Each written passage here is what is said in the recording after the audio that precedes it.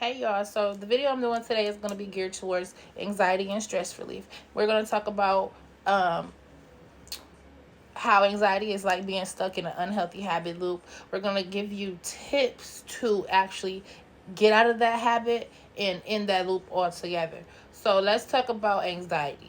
So what do you do when you feel anxious? So for me, when I feel anxious, I want to shut down. It kind of gives me social anxiety. I have very bad social anxiety. So like if I'm around people and I get anxious, I can't do it. I just can't in my whole body. Like I get hot, all type. I get a whole physical reaction, and then I feel like, okay, I need to go home. I need to get out of. I need to get away from people. And then so for me on the surface, it's giving me good results because I'm able to go home, and or if it's bills, I'm able to just to shut down for a minute and not think about nothing. Or if I got like 30 things to do and now I feel like I gotta shut down. I'm not doing nothing. On a surface, it's giving me good results because I'm decompressing. I'm like, okay, I can get my energy back up and go back at it. But in reality, it's not giving me good results because it's actually those problems are not going away. Those problems are still going to be there, and now it's just getting closer and closer. So whenever I feel like I'm ready to take on these problems, I gotta really get it done because I'm probably at the deadline right now. And so that's how on the surface things that you do to comfort yourself can feel like you're gonna get results from it, good results. But on the really when you indulge into that, it's really not healthy, and it's really creating more anxiety for yourself. The whole time I'm sitting there not doing nothing. I'm thinking like, these bills is in the back of my head, and I need to hurry up and I need to do 15 overtime hours.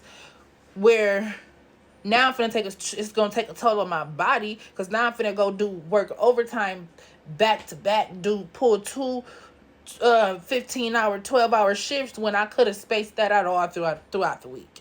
Now I'm taking a toll on my body.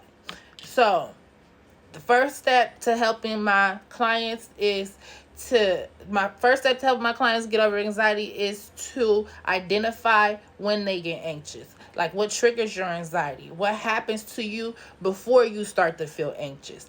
What is the trigger that causes the anxious behavior? That is crucial because a lot of people are like, I don't know. You have to figure out what it is. Maybe it's something physical. Maybe it's something mental that you're associating with something physical that you don't even know that you're associating something with, and it's giving you anxiety. So maybe that's something you need to sit back and analyze. So the second step is to identify what the reward is for feeling anxious. You're rewarding yourself for having anxiety. Work through your problems. We have to learn to work through our problems.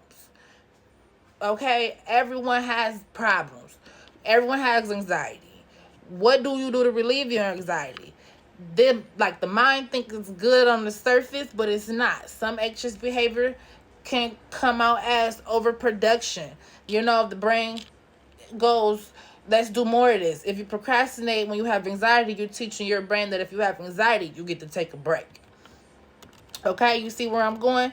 So it's like once you understand your trigger and the reward for that trigger, you can learn how to either avoid your triggers altogether or to manage the triggers by expecting the triggers. You know what I mean? You expect them and reprogram the reward for a different emotional experience that has more powerful feeling than what you're feeling anxious like. So now I don't shut down and go home. I go pick up my god kids. And after it's 7 of them. So after an hour, 2 hours with them, okay, I'm feeling better. I'm not shutting down and not dealing with my problems, but take that day and get back to it. And so it's like it's important to know that there are times. Again, it's important to know that there's our times where medication is needed. It's important where it can be beneficial. So if you think you suffer from an anxiety disorder, please seek a doctor's opinion. Please seek professional help. And if you feel in discomfort from it, if you feel like it's threatening your life or the people around you, these are all symptoms that warrant medical attention. So with the consistency of this methodology that I'm giving you, you should be able to achieve your desired transformation in stress management and mental health. So let's go back through. Tip number 1, don't kill the messenger. Don't procrastinate, don't close your eyes to what the message is, because instead of focusing on eliminating your symptoms, you're anxious, your anxiety, appreciate having emotions. You're a human being, you're a person, everybody has them, everybody is different. You know what I mean? Don't see them as something negative to get rid of. See your emotions as a message. Don't be embarrassed by it. If you keep killing the messenger, the message is going to keep coming back louder and louder. You hear me?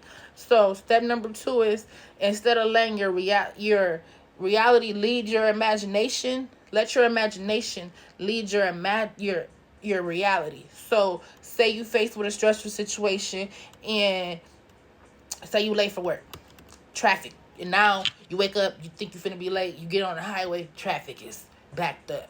Now you like, oh, my boss probably mad, she gonna notice I'm late. Nope, don't even think like that. You see how you lead in your reality with your imagination? No, have your imagination lead your reality. Imagine, put out good energy, positive energy. You get what you get out.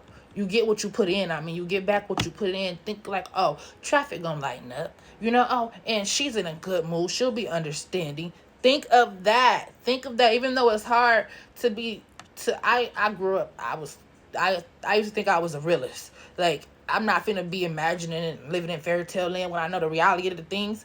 Now I'm walking around with this chip on my shoulder of things that I ain't even really happened yet, but I think it's gonna be reality. That's imagination. It ain't happened yet. So imagine good, positive stuff, And then tip number 3 is focus on what you really want. This means getting super clear on what you want for yourself in your life.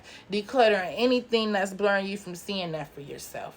This also means letting go of others' opinions. Let go of them expectations on how you and your decisions are perceived by them. That don't got nothing to do with you. You can't change how others view you, but you can change how you view yourself and what actions you take to feel calm. Have a good day. I hope these tips helped.